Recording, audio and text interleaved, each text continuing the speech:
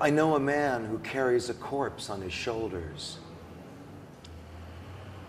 Yesterday, at sunset, I thought I saw a lump of what had been a foot, or a smear of what maybe was a face, just to the side of my friend's pant leg, down by the unshined toes of his brown saddle shoes.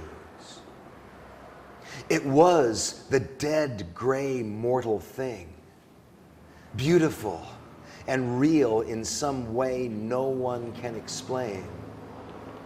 The corpse he carries and the way he carries it. So much so that when I hear a bossa nova, I think of him. And when I try to write a poem, sure and frank and flashing with sex and wisdom and all the things I want to include, like my friend and the corpse he carries, I think of him again. Today, he told me, "Stay away from me, I'm sick." I told him his shoes were in a poem I was writing. But that's not true. The shoes escaped me while he hoisted the corpse. Back home, he props it in its chair for the night so it may watch him dreaming. I carry a corpse too. Here it is in my black and tan book bag next to my green Play-Doh. Look at it. His face, uncorrupted, has lost what rage it ever had. His white hair, grown past his shoulders, feels so delicate. Strands show up on tabletops, sweaters, bowls of soup. His veiny hands, covered in loose, translucent skin, clasp one another as though he were meeting himself and felt on fire with the need to touch. Some trouble with his belt. It keeps unbuckling, catching my book bag, scraping my right ear as I force his body into it. The bag weight hurts my shoulder, pulls me to the right as I try walking a straight line. I love the work I make when carrying him. Love the hurt of his buckle on my ear, the chafing of my shoulder, the ache in my arm, my full bladder, sleep amoebas swimming in front of all I see. And through this nest of floating shapeless things, I see my friend walking to his car, stopping to adjust his corpse's feet so they don't kick him every step. I see him the way I sometimes see the halos a few inches above the heads of strangers, or statues making tiny movements with their eyes. I think I'll ask him if I may sleep tonight in his backyard. The radio predicted comets, shooting stars, and it's dark enough out there for them to seem real.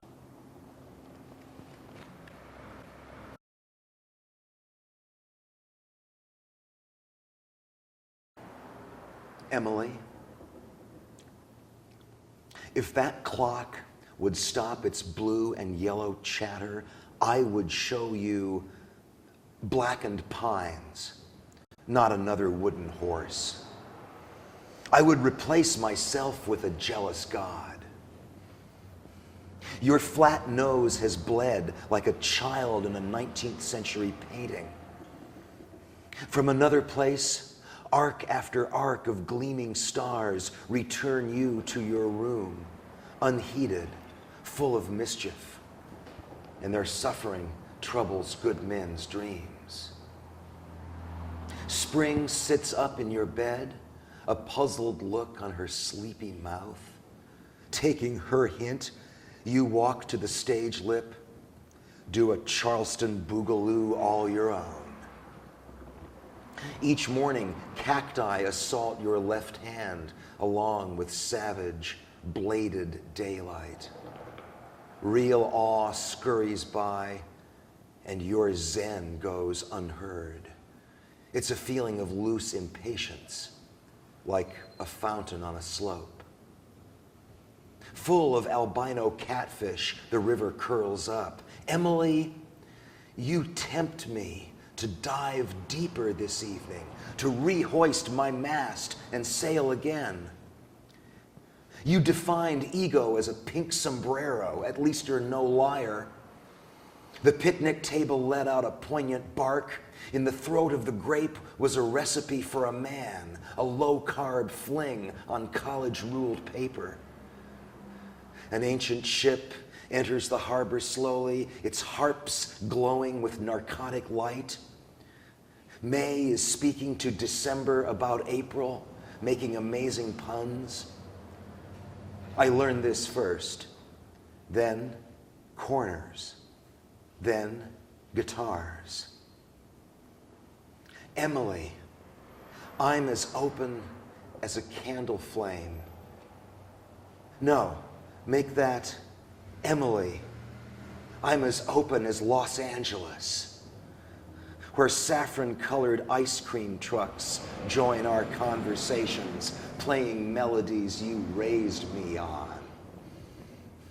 Now my pants grow unfamiliar, like prayers to discontinued goddesses. Soon children stomp with heavy legs, stomp and splash until sleep overtakes them. I am the no longer humiliated mouse. Something far away stings, and I get up.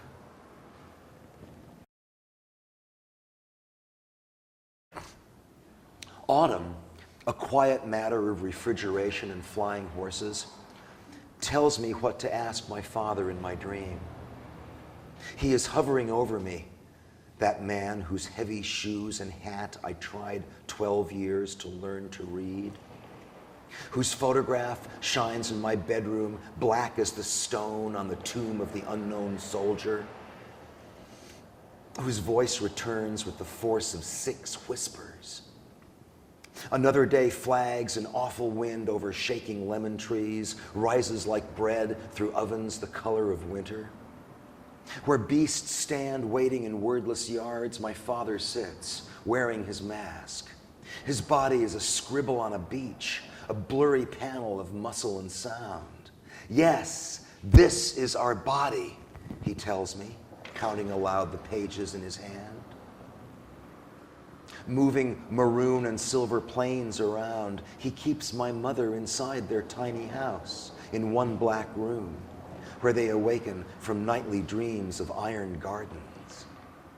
Some of the things that made him happy include my reluctance to see him move his body, excruciatingly slow, completely convincing when walking over wooden tunnels of ancient Greek sunlight, as the equinox twitches a pail of rain.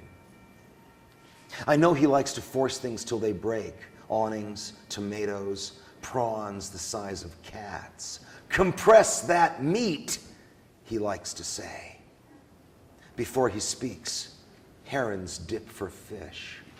He never asks about rules against touching. What matters is neither lack of purpose nor the hurried pace of the weave.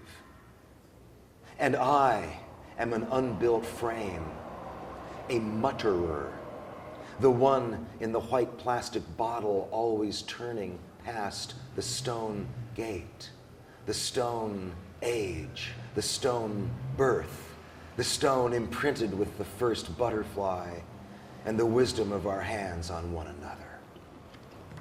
Thank you very much. It's an honor to be here. Thank you, Brendan.